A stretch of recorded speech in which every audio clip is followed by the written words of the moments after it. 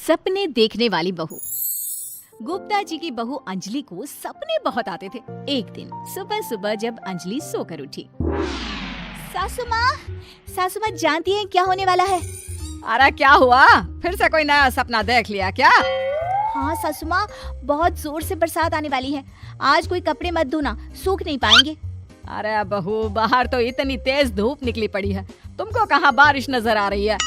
अरे मम्मी जी, मैंने सपने में देखा था बहुत जोर से बारिश होने वाली है, इसलिए बस आज कोई कपड़े नहीं धुलेंगे। अरे लेकिन इससे पहले भी तो कितनी बार तुझे सपने आए हैं, कभी कुछ सच भी होता है क्या? मम्मी जी, आप भी ना सपनों पर भरोसा करना चाहिए, भरोसा। अंजलि की सास उसकी कोई बात नहीं मानती, लेकिन उस दिन वाकई में शाम होते होते घने बादल आ जाते हैं और जोर से मूसलाधार बारिश होने लगती है। अंजलि, आज तो तुम्हारा सपना सच हो गया। बहू, आज तो तुमने सपने में बारिश देखी थी ना, और देखो सच में बारिश हो गई। लगता है अगली बार से हमें तुम्हारी बात माननी पड़ेगी। पापा जी, मैं तो हर बार ही मम्मी जी से कहती हूँ, मेरे सपने सच हो जाते हैं, बस भरोसा रखिए। कुछ दिनों के बाद, अजी सुनते हैं, मुझे ना सपना आया था और सपने में मैंने देखा कि आपकी पूरी 1 करोड़ की लॉटरी लगी है। अरे कभी कभी सपना सच होना सही बात है, लेकिन हमेशा ऐसा नहीं होता अंजलि। और वैसे भी लॉटरी लगने ही वाली है तो अच्छी बात है ना। मैं तो कहती हूँ, हम वो बड़ा सा घर खरीदने वाले थे ना, आज ही चलकर उसको फाइनल कराते हैं। अरे वाह वाह, हाथ में पैसा नहीं और बड़ा घर खरीदना है। अरे मम्मी जी, बताया ना आपको, मुझे सपना आया था कि हमें 1 करोड़ की लॉटरी लगने वाली है। देखो बेटा, ये पैसों का मामला है, इसमें किसी तरह की रिस्क नहीं लेनी चाहिए। और जब तुम्हारा सपना सच हो जाए तब तुम घर खरीद लेना। मम्मी पापा ठीक कह रहे हैं अंजलि, अभी इतनी जल्दबाजी करने की क्या जरूरत है? मैं कुछ नहीं जानती, मुझे वो घर चाहिए तो चाहिए। और आपको प्रॉब्लम क्या है? कुछ दिनों में तो पैसे आने ही वाले हैं लॉटरी से। हाँ तो जब पैसे आ जाएंगे तब खरीद लेंगे ना। पर हमारी अंजलि खाना पीना छोड़कर जिद पकड़कर बैठ जाती है। आखिर मजबूर होकर अंजलि के पति को उस घर को बुक कराने के पैसे देने पड़ते हैं। कई दिन बीत जाते हैं, लेकिन अंजलि के पति की कोई लॉटरी नहीं लगती। कुछ दिनों के बाद, तुम्हारे सपने के चक्कर में तो सब खराब हो गया अंजलि। ना लॉटरी लगी, ऊपर से बेकार में ही सारी जमा पूंजी उस घर को खरीदने में खर्च हो गई। थोड़े दिन तो इंतजार करो, अब ऐसा थोड़ी ना होता है कि आज सपना आया और कल आपकी लॉटरी लग गई। मैंने तो पहले ही कहा था, तुम्हारी बीवी को तो हर सपने पर विश्वास करने की आदत पड़ गई है। ऐसा भी कहीं होता है क्या? कुछ दिनों के बाद अचानक से अंजलि के पति के पास एक फोन आता है और पता चलता है कि उसकी 1 करोड़ की लॉटरी लग गई है। अरे वाह अंजलि, ये तो कमाल हो गया, मेरे तो सच में लॉटरी लगी। अरे भगवान भला करे तुम्हारा। हाँ हाँ बहू, अब तो तुम जो कहोगी हम वो सब बात मानेंगे। तुम्हारे सपने का मतलब तो पूरा का पूरा सच होता है। अरे बिल्कुल ठीक कहते हैं, मैं तो बेकार में ही बहू को उल्टा सीधा सुनाती थी। अरे इसके सपने तो वाकई में सही हो जाते हैं। अपने घर वालों की बात सुनकर अंजलि मन ही मन बहुत इतराती है। उसे लगता है कि अब वो जो भी सपना देखेगी सच हो जाएगा। और इसी चक्कर में एक दिन अंजलि को सपना आता है कि अचानक उनके घर पर बहुत सारे मेहमान आने वाले हैं। यही सोचकर अंजलि अपनी सास को कहकर बहुत सारा खाना पहले से ही बनाकर रख लेती है। सुबह से शाम हो जाती है। हमने इतना सारा खाना बना लिया, लेकिन हमारे घर तो कोई मेहमान आया ही नहीं। हाँ मम्मी जी, अब तो रात होने आई है, लगता है ये खाना हम लोगों को ही खाना पड़ेगा। गुप्ता जी का परिवार पूरे 2 दिन तक उस खाने को खाकर खत्म करता है, लेकिन अंजलि की अपने सपनों पर भरोसा करने की आदत इतनी जल्दी छूटने वाली कहाँ थी।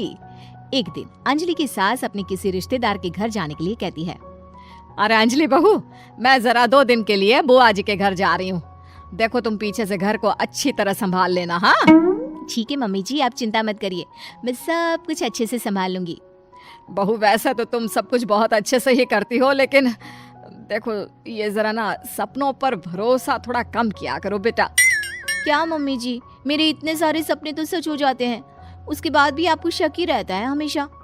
अरे बेटा, कभी कभार की बात अलग है, लेकिन हमेशा इन बातों पर भरोसा करना बहुत बड़ा नुकसान भी करवा सकता है। तुम्हें इस बात को समझना चाहिए।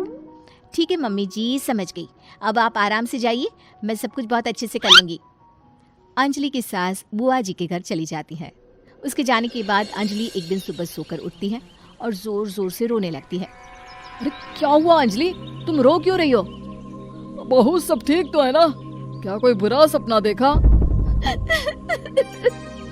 अरे पापा जी क्या बताओ, मम्मी जी नहीं रही, वो हम सबको छोड़कर चली गई।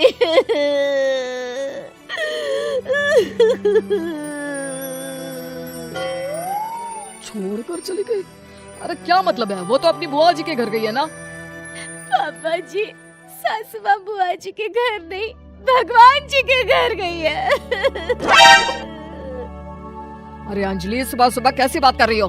बुआ के घर गई है, कुछ नहीं हुआ है उनको। मैंने सपने में देखा था, मम्मी जी भगवान को प्यारी हो गई है। अंजलि का पति उसे समझाने की कोशिश करता है, लेकिन अंजलि के बार बार कहने पर वो भी इस बात पर भरोसा कर लेता है कि अब उसकी माँ दुनिया में नहीं रही। सारे गांव में ये खबर फैल जाती है कि अंजलि की सास की मौत हो गई।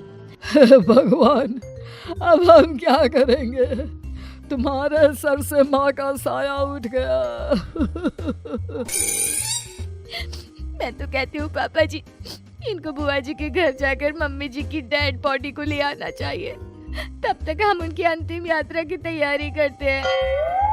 अंजलि का पति अंजलि की बात सुनकर बुआ जी के घर के लिए रवाना हो जाता है। उधर अंजलि अपनी सास के अंतिम संस्कार की सारी तैयारियां कर लेती है। मोहल्ले के सारे लोग वहां पर आकर इकट्ठा हो जाते हैं। बहुत बुरा हुआ, मेरी सास मुझे बहुत प्यार करती थी, बुआ जी के घर गई थी।